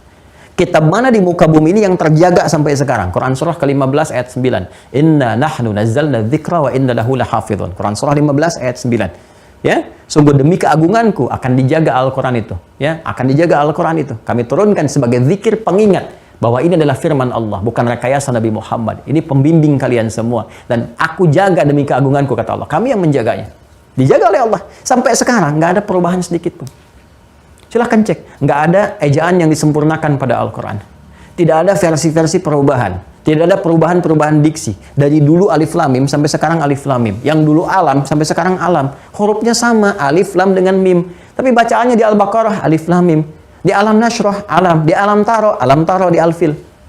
Ya, dan sampai sekarang nggak ada perubahan. Nggak ada tuh, ada ejaan yang disempurnakan pada bacaan Alam Taro kaifa fa'ala. Nggak ada, sampai sekarang. Silahkan cek. Ya, jadi sisi mana lagi yang mau disoal tadi untuk membuktikan kebenaran risalah Nabi Muhammad? Otentisitas Al-Quran dijaga tuh ya, hafalannya, penjagaannya, setiap hurufnya, ya, pembuktiannya, dan nggak akan ditemukan kitab-kitab di muka bumi setara dengan ini. Bahkan Al-Quran sendiri men-challenge. Kalau Anda yang setara atau meragukan ini, silahkan bikin yang semisalnya. Dan semua itu berpahala dibaca, ya kan? Menghadirkan keistimewaan yang tadi disebutkan. Semua itu untuk menunjukkan satu hal yang penting dari Al-Quran. Apa itu? Kembali ke Quran surah kedua ayat 185. Syahrul Ramadan alladzi unzila fihi al-Quran, belum selesai. Hudan. Hudan. Untuk siapa? Linnas. Ini bedanya. Tuh, linnas. Untuk semua manusia yang berkehidupan sampai ditutupnya kehidupan ini. Perhatikan redaksinya dengan sebelum-sebelumnya. Ini Libani Israel. Libani Israel. Qaumihi. Untuk kaumnya. Komunitasnya. Bani Israel. Ini linnas. Untuk semua manusia yang berkehidupan. Karena itu di dalam Al-Quran kita temukan. Karena ini harus menyempurnakan risalah masa lalu. Maka yang masa lalu disebutkan. Ini kisahnya Nabi Isa. Dari kisah Bunda Maria seperti apa. Maria itu keturunan siapa. Bapaknya siapa. Ibunya siapa. Yang merawatnya siapa. Saudaranya siapa. Lahir Isa. Bagaimana proses kelahiran Isa alaihissalam. Bagaimana berjumpa dengan umatnya. Bagaimana dibebaskan dari tuduhan. Bagaimana dimuliakan. Semua mulia nasabnya. Ya, bagaimana disebutkan salah persepsinya, lalu dijelaskan secara rasionalitas. Ya, siapa Nabi Muhammad yang bisa menjangkau semua kisah ini? Kalau bukan Rasul. Informasinya dari mana? Terus bisa menerangkan tentang kisah Nabi Musa, disebutkan tentang kisah Dzulkarnain, disebutkan tentang kisah bagaimana Nabi Musa bertemu dengan hamba Allah yang saleh, Nabi Khidir itu alaihissalam. Bagaimana dikisahkan tentang Nabi Ibrahim. Ya, Nabi Ibrahim berdebat dengan Namrud dan sebagainya. Terus sampai ke atas, sampai ke kisah Nabi Adam. Ya, dari mana semua itu bisa muncul? Kalau bukan petunjuk dari Allah. Karena ini kitab penyempurna harus menyampaikan risalah sebelumnya. Untuk menunjukkan kesan bahwa satu, nggak ada perbedaan. Risalah-risalah ini secara akidah sampai nyambung ke atas. Sampai Nabi Nuh alaihissalam, karena Rasul pertama. Itu yang dimaksudkan Quran, ya, ketika menerangkan kepada kita di surah An-Nisa itu. Surah yang keempat, ayat 163. Quran surah keempat An-Nisa ayat 163. Inna awhayna ilaika. Sungguh Muhammad SAW, demi keagunganku kata Allah, aku telah wahyukan kepadamu ini kama auhayna, seperti mana, sebagaimana yang serupa risalahnya, seperti mana yang kami sampaikan risalahnya serupa ila Nuhin, kepada Nuh alaihissalam, wan nabiyina min ba'di, dan nabi-nabi setelahnya. Dikonfirmasi langsung. Demi keagunganku, aku wahyukan kepadamu Muhammad SAW risalah Islam. Sebagaimana risalah Islam itu telah diwahyukan kepada Nabi Nuh nih. Karena Nuh Rasul pertama yang diutus untuk membawa risalah, menebarkan di lingkungan masyarakat. Kalau Nabi Adam, Nabi bukan Rasul. Ingat ya, Nabi Adam tuh Nabi bukan Rasul. Karena saat Adam turun, umat belum ada. Yang ada cuma Sayyidah Hawa, berumah tangga. Kan? Nah, sedangkan Nabi Nuh itu sudah mengalami keturunan dari Adam. Maka berdakwah membawa risalah. Maka Nabi Nuh Rasul pertama, Nabi Adam Nabi pertama. Kan? Maka kata Allah, risalah yang kamu bawa Muhammad SAW untuk didakwahkan kepada umat manusia sampai kehidupan berakhir itu sama persis dengan risalah yang kami berikan kepada Nuh alaihissalam. Dan nabi-nabi setelahnya. Ini untuk mengonfirmasi. Makanya diterangkan. Ini loh, Nabi Nuh ini begini dengan umatnya, turun surah Nuh. Ibrahim ini begini dengan umatnya, turun surah Ibrahim. Dibahas di Al-Anbiya, kisah para nabi. Disebutkan tentang Nabi Ayub, bagaimana menghadapi situasinya. Dzannun, Nabi Yunus, bagaimana ketika ditelan di dalam perut ikan paus, zikirnya apa, dan sebagainya. Ada semuanya. Karena kenapa? Mengonfirmasi risalah sebelumnya. Dan itu di-challenge. Kalau Anda ragu, silahkan buktikan, tes lewat sejarah. Ketemu nggak benar seperti itu? Silahkan cek. Dan sampai detik ini nggak pernah meleset. Silahkan cek, semuanya sama, terbukti. Tuh, sampai kaget penghapus jatuh. Ya, semua terbukti. Nggak percaya, silahkan cek sampai sekarang. Informasi malaikat aja nyata. NASA yang buktikan, yang ketika kita bahas malaikat Israfil itu. Jangankan kasus para nabi, malaikat aja dibuktikannya nyata secara saintifik.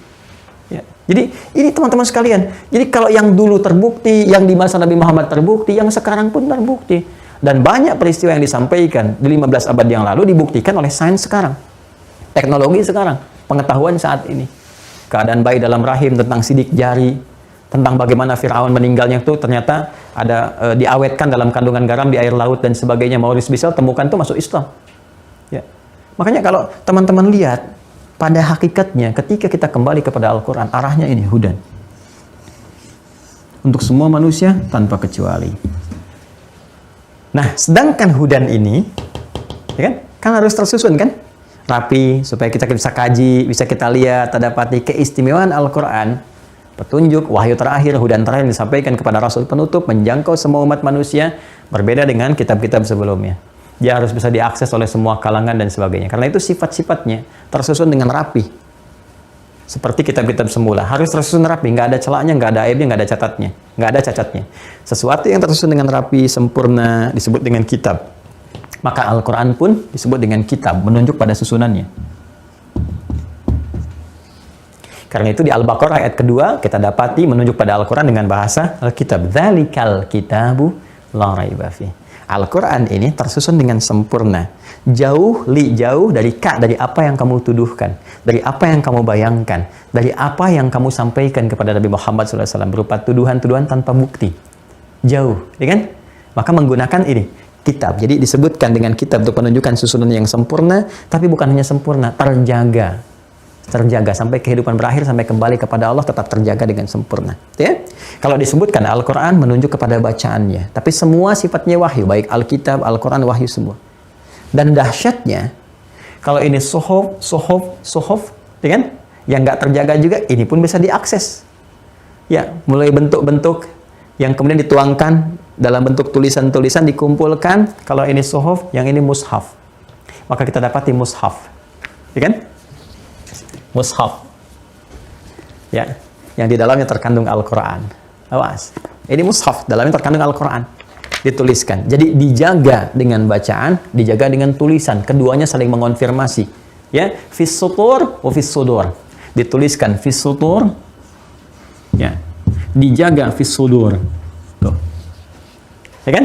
Maktubun fis sutur wa mahfuzun fis sudur.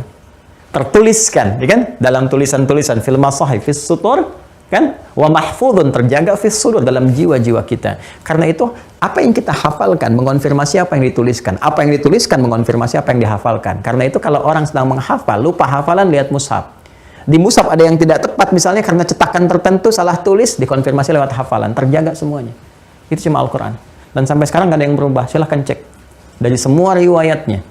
Mau pakai imalah, nggak pakai imalah, semua terkonfirmasi nyambung ke Nabi. Siapa yang pernah berusaha menyoal Al-Quran sampai sekarang tidak pernah menemukan kelemahannya, kecacatannya sampai dengan detik ini. Ya, mau dicari, tetap malah nambah wawasan. Pernah banyak orang menyoal Al-Quran, malah munculnya malah kitab-kitab, buku-buku, ensiklopedi, wawasan, jawaban-jawaban dari semua itu terkonfirmasi. Jadi semakin disoal, semakin banyak ilmu, itulah Al-Quran. Semakin dicari, semakin nggak ketemu ujungnya. Ya, ujung pengetahuannya, wawasannya. Dan dahsyatnya, dari sudut mana kita melihat dapat ilmu baru. Silakan cek. Ahli geologi baca Al-Quran menemukan petunjuk di bidangnya. Ahli geografi baca Al-Quran menemukan petunjuk di bidangnya. Semua yang baca dapat petunjuk karena sifat Al-Quran, hudan sifatnya. Nah, penutupnya adalah teman-teman sekalian, di kitab ini yang tersusun dengan sempurna, ada hudan. Hudan ini untuk semua manusia dengan cakupannya, besar kecil, tua, muda, lelaki, perempuan, dan turunan-turunan yang lainnya. Dan yang terpenting, mencakup pedoman hidup. Karena pedoman hidup artinya semua proses kehidupan itu ada di situ pedomannya. Dari mulai kehidupan di alam rahim, sampai dilahirkan membutuhkan ASI terus, kecil, muda, dewasa, berumah tangga, sampai berakhir di kematian, wafat, ya. Ada nggak kehidupan setelah wafat? Kalau masih ada kehidupan, namanya pedoman hidup, dibahas lagi. Masuk ke kubur, barzakh.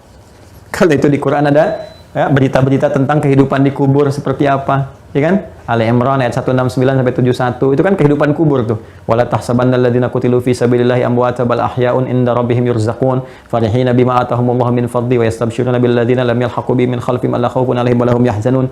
Ya kan? Terus setelah di alam kubur itu ada kehidupan lagi enggak di akhirat? Ya? Kiamat terjadi. Ya, di akhirat ada kehidupan lagi enggak? Karena sifat kitab ini pedoman hidup, kalau ada kehidupan dibahas lagi, maka dibahas tentang surga, tentang neraka, tentang hisab, tentang macam-macam. Tunjukkan kepada saya di muka bumi saat ini yang membahas tentang kehidupan dari awal mula sampai berakhir kehidupan dengan detail dan dengan semua perangkatnya. Siapa yang bertugas di sini? Bagaimana keadaan di alam rahim? Yang bertugas siapa? Seperti apa? Yang memberikan ASI itu siapa? Berapa kualitas pemberian ASI yang terbaik? Sampai tumbuh pendidikan awal yang paling bagus itu bagaimana? Apa yang harus dihindari? Siapa peran yang menggoda, yang menyesatkan? Bagaimana caranya? Berapa jenisnya? Siapa yang mengkanternya? Bagaimana caranya? Apa tugas-tugasnya? Sampai kehidupan berakhir. Tunjukkan kepada saya. Dari mana yang ada seperti ini dengan semua sifat Al-Quran. Mudah dihafalkan, bisa diakses, ada tafsirnya, ada penjelasnya, sempurna jalannya dan transmisi informasinya tersambung secara utuh pada penutur pertamanya yang bersumber dari Allah Subhanahu wa taala langsung. Nggak ada kejelasan seperti ini. Ya, ketika disambungkan dari Allah, turun ke malaikat-malaikatnya siapa, Rasul yang menerima siapa, Rasulnya pun dibahas, sifatnya begini, tandanya begini, diakui sampai ketahuan benarnya. Begitu tahu benarnya, risalahnya pun dibahas. Dan lebih daripada itu, dia men-challenge siapapun yang ragu tentang isi Al-Quran. Silahkan datangkan semisalnya. Dan sudah 15 abad, semua ini terbukti keseluruhannya. 100% tidak ada yang meleset.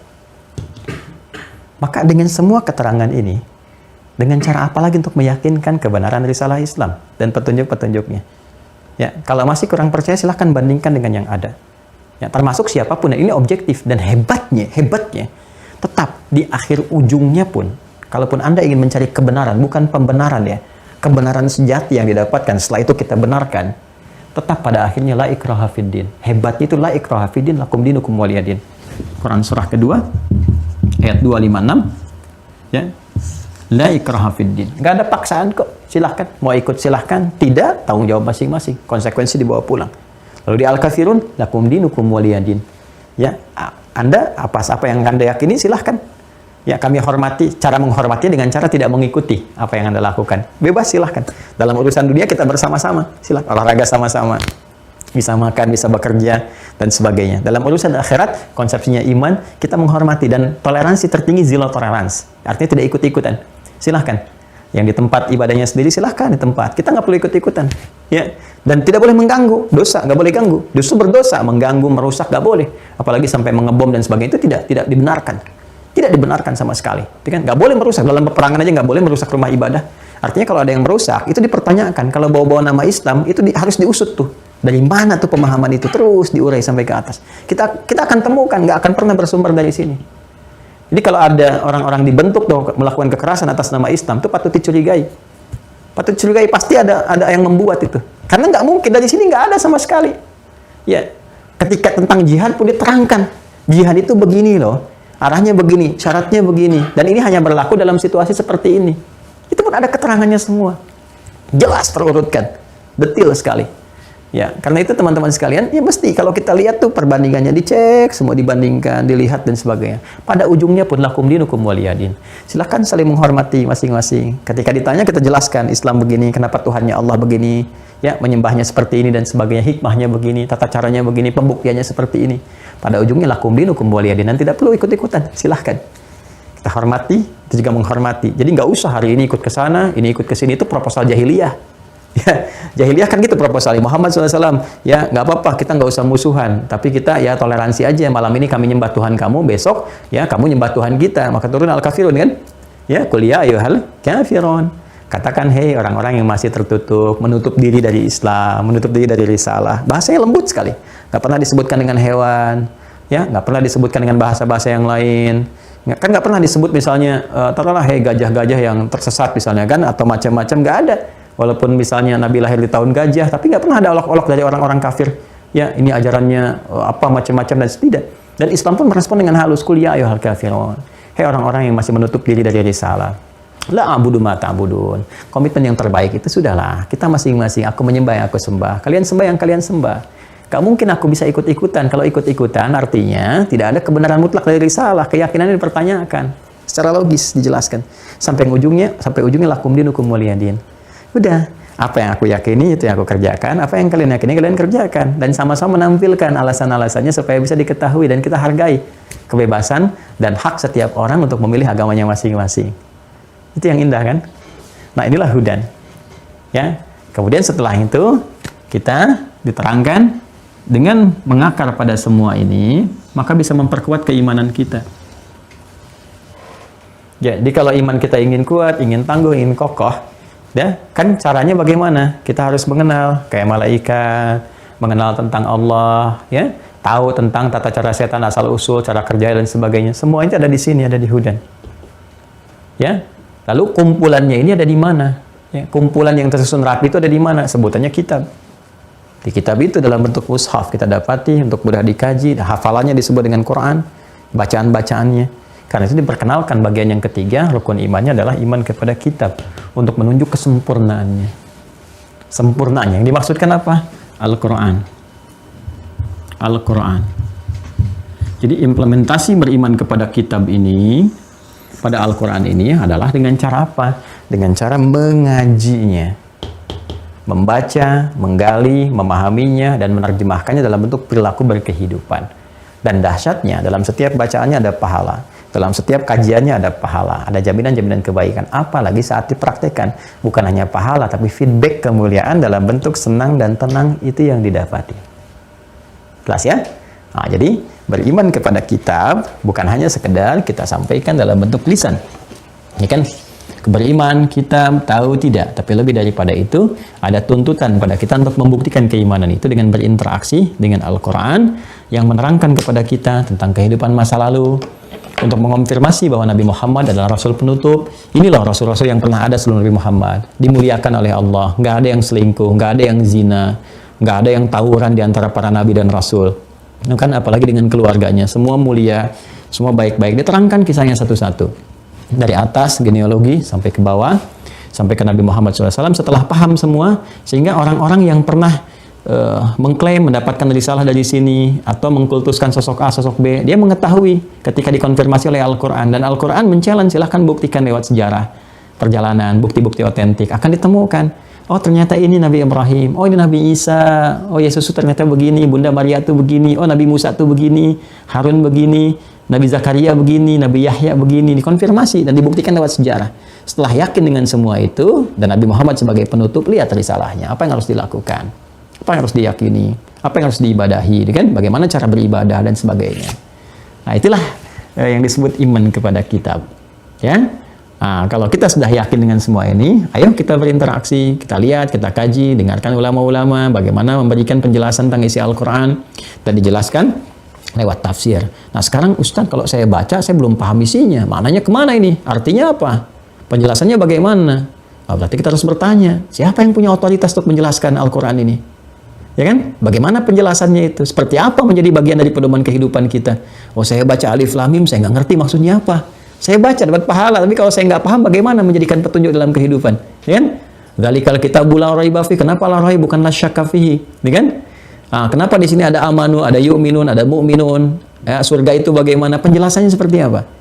Nah, untuk mengacu kepada yang ini, mengetahui penjelasannya, seperti apa gambarannya, kan? Seperti apa detailnya, diperintahkan sholat, bagaimana sholatnya yang benar, seperti apa gambarannya, prakteknya, dan sebagainya. Kita akan masuki simpul yang keempat, yaitu beriman kepada Rasul, ya kan? Nah, nanti Rasul yang diberikan kewenangan oleh Allah untuk menjelaskan bagaimana menetapkan satu kerasulan. Nah, penjelasan Rasul itu disebut dengan apa? Bagaimana kita bisa mengaksesnya? Seperti apa gambarannya? Bagaimana menyulam akses itu menjadi kurikulum kehidupan? Itu yang akan kita bahas dalam pertemuan-pertemuan lanjutan, insya Allah. Kalau lebih demikian ya, tak terasa kita berakhir, teman-teman sekalian. Dan insya Allah besok pengayaan dulu ya, hari Kamis pengayaan.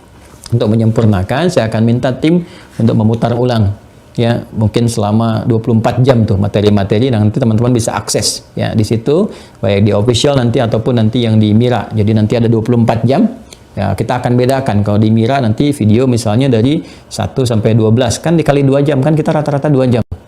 12 video kali 2 jam kan 24 jam. Ya. Nanti 3 video ke 13 sampai 24 misalnya di official. Nanti putar di 24 jam, yang mau dari awal lihat di Mira, yang meneruskan nanti di official. Nanti selanjutnya semua akan dihimpun di Mira. Ya. Yang teman-teman belum bergabung di Mira, silahkan diperkenankan masih dibuka sampai akhir bulan ini supaya nanti angkatan pertama bisa di-close, bisa dipetakan. Setelah itu baru kemudian di follow up untuk bimbingan-bimbingan pendampingannya. Ya, itu dilihat nanti Ustadz Fadil akan memberikan gambaran petunjuk-petunjuknya. Kemudian yang kedua, bagi yang sudah bergabung, aktifkan akunnya. Akunnya diaktifkan supaya bisa mendapatkan informasi-informasi yang terkait berkelindan di sana, juga mengakses web. Ya, mungkin ada beberapa bagian yang didapati. Ya, alhamdulillah. Dan saya kira itu informasi lanjutan bahwa alhamdulillah hal-hal yang terkait dengan ujian kehidupan kita mencoba untuk mengatasinya, juga saling mendoakan ya, saling mendoakan. Hari-hari ini kita dapati penyesuaian-penyesuaian cuaca terhadap perilaku kita sendiri gitu ya. Jadi kalau ada hal-hal yang terkait dengan musibah, yaitu kita sesuaikan, evaluasi diri, dan sekaligus saling mendoakan, saling mensupport ya.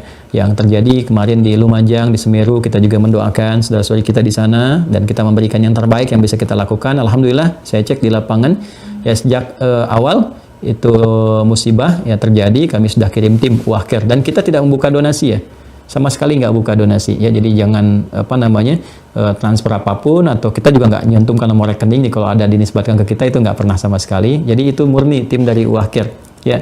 Teman-teman yang berinfak di buku, di apa, itu alhamdulillah hasilnya kita bisa salurkan juga di antaranya untuk saudara-saudari kita. Jadi tim kita ke sana, dan kemarin kita juga update di IG, itu bukan ingin menampilkan kita ada di sana atau apa, bukan, tapi lebih kepada kita memetakan di lingkungan sekitaran apa yang belum terjangkau, karena laporan itu overload, bantuan itu banyak sekali ya di wilayah-wilayah yang terdampak itu, yang bisa diakses. Kalau kita sebutnya misalnya perkotaannya atau apa, itu sudah banyak sekali berlimpah dari tim kami yang menyampaikan di sana. Maka tim kita bergerak kepada bagian ujungnya yang sekiranya belum terjangkau. Di situ kita buka pos dengan masyarakat ya, koordinasi, ada 200 kakak kurang lebih. Maka masyarakat memutuskan buka pos untuk diketahui supaya nanti bisa tersalurkan secara lebih merata, dapat perhatian secara meluas.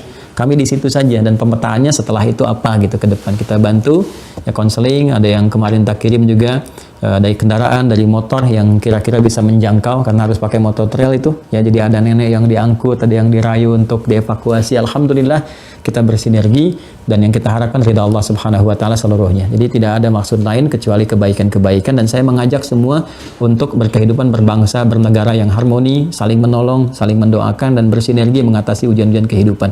Demikian yang diamanahi juga dengan jabatan, dengan harta benda, dengan macam-macam. Ayo sudah saatnya kita gunakan semua itu pada hal yang positif. Pada yang positif ya, jangan tiap hari kita dapatkan berita-berita yang tidak menyenangkan, yang gaduh, yang kriminal, yang macam-macam. Kenapa sih nggak ada satu episode semuanya menyampaikan yang baik-baik? Saya juga mengajak pada berita-berita ya, di media sosial, di TV-TV dan sebagainya. Sehari aja coba tampilkan yang baik-baik itu. Ya, supaya menjadi energi positif untuk semua semangat dan berkehidupan berkebangsaan yang baik dan rapi. Mudah-mudahan kita diridhoi Allah, ini yang kita lakukan sampai wafat, semoga Allah ridha dan ditetapkan sebagai bagian dari kebaikan, dan mohon doa agar Allah berkenan mengikhlaskan apa yang kita semua jalani. Dan satu saja harapan yang sering saya sampaikan, tolong doakan dalam sujud Allah berkenan mengampuni dosa-dosa yang pernah kami lakukan ataupun juga terkait dengan keluarga. Demikian, saya mencintai Anda semua karena Allah Subhanahu wa taala. Mohon maaf kalau ada yang kurang berkenan atau yang salah, mohon disampaikan agar saya perbaiki, dan semoga Allah muliakan kita semua. Allahumma taqabbal minna innaka antas samiul alim wa tub alaina innaka antat tawwabur rahim. Allahumma ij'alna min ahli al-Qur'an waj'alil Qur'ana sahiban lana fid dunya wa syafi'an lana fil akhirati ya arhamar rahimin. Rabbana atina fid dunya hasanah wa fil akhirati hasanah wa qina adzabannar. Wa sallallahu ala sayyidina Muhammad wa ala alihi wa sahbihi ajma'in, wa akhiru da'wana subhanakallahumma wa bihamdika nashhadu an la ilaha illa anta nastaghfiruka wa natubu ilaik, walhamdulillahi rabbil alamin. Assalamualaikum warahmatullahi wabarakatuh.